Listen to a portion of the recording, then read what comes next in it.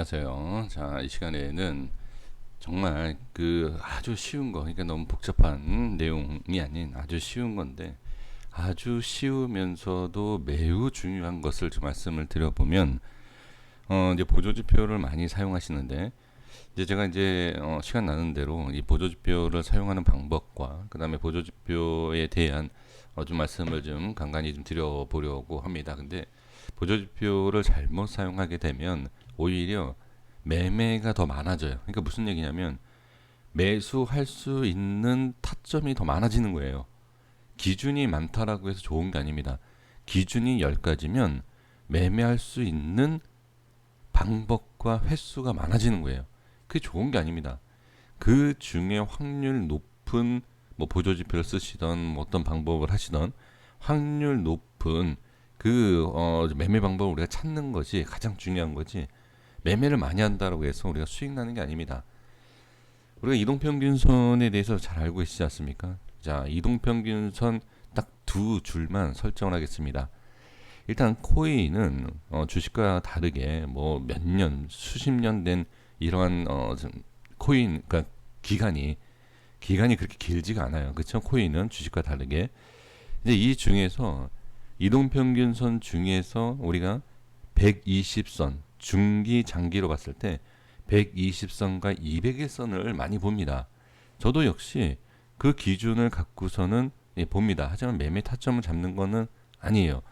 그래서 중장기 매매를 하시는 분들이 저는 이 수치값을 좀 써보면 어떨까라고 생각을 해서 말씀을 좀 드려보려고 합니다.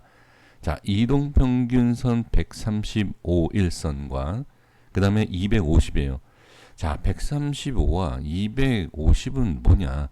120이면 120, 뭐 200이면 200.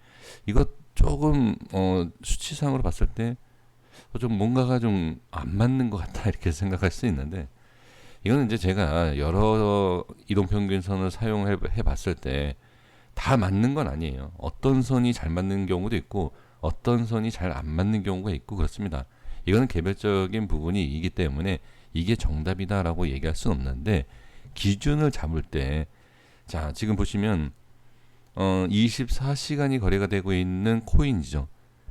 그러면 이 120선에서 조금 거리가 좀 기간이 조금 길게 잡을 필요가 있고 200선에서도 조금 길게 잡을 필요가 있다.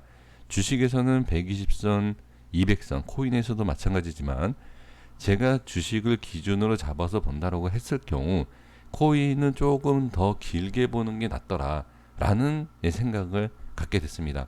다시 말씀드리지만 이게 뭐 정확하다 이렇게 얘기할 수는 없어요. 하지만 한번 살펴보시면 어떨까 싶습니다.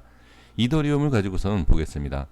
이더리움, 자, 이 밑에 빨간색 이 라인이 135선입니다. 자, 135예요. 135선 위에 있을 때 강한 슈팅이 나오고요.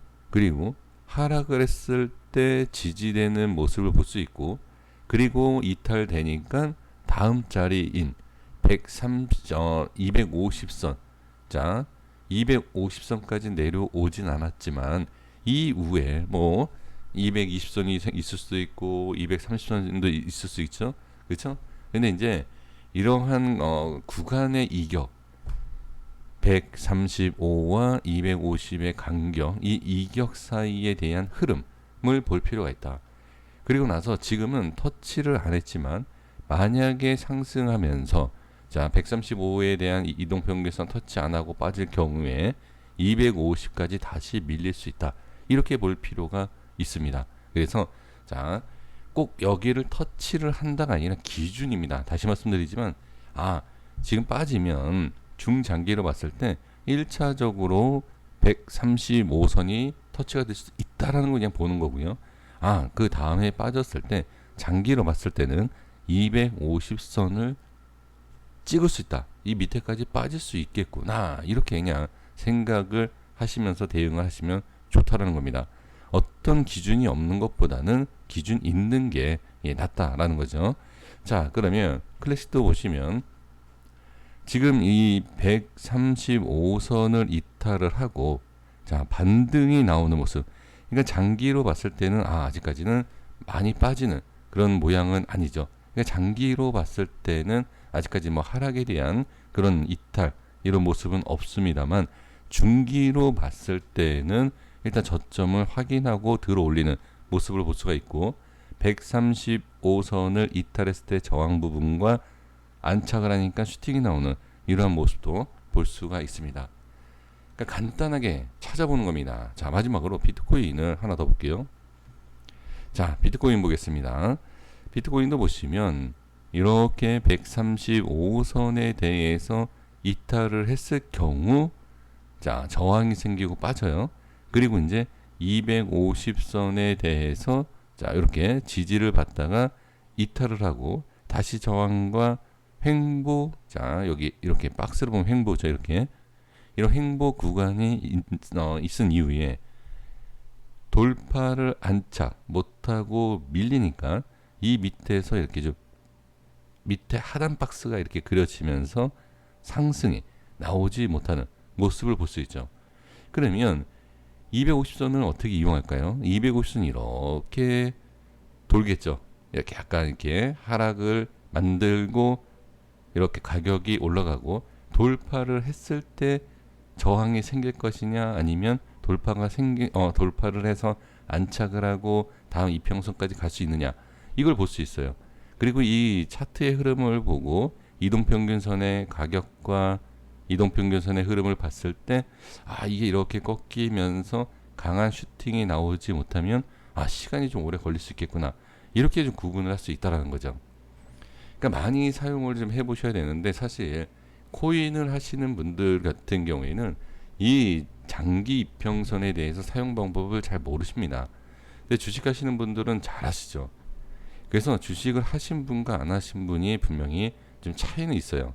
이 이동평균선 이용하는 방법에 있어서 이동평균선 장기평선 밑에 있을 때는 시간이 오래 걸린다라고 봐야 돼요. 그래서 이동평균선 장기평선 밑에 있을 때는 매매를 안 하는 게 좋아요. 원칙적으로 시간이 오래 걸리기 때문에. 근데 이제 우리가 단타는 얘기가 다르죠. 그래서 단타 매매에 있어서는 좀 많은 약간 좀 더 기술적인 부분이 필요합니다만 지금은 장기와 중기에 대한 매매에 있을 때 어느 라인이 이탈이 되면 손절하는 게 낫겠구나 아니면 올라오면 강하구나 어느 라인 장기 평선이 이탈이 되면 이거 좀 시간이 걸리겠구나 이 정도의 분석은 충분히 가능하다라는 것을 말씀을 드리고 정리해 보도록 하겠습니다. 이렇게 되겠습니다. 구독과 좋아요 부탁드리겠습니다. 감사합니다.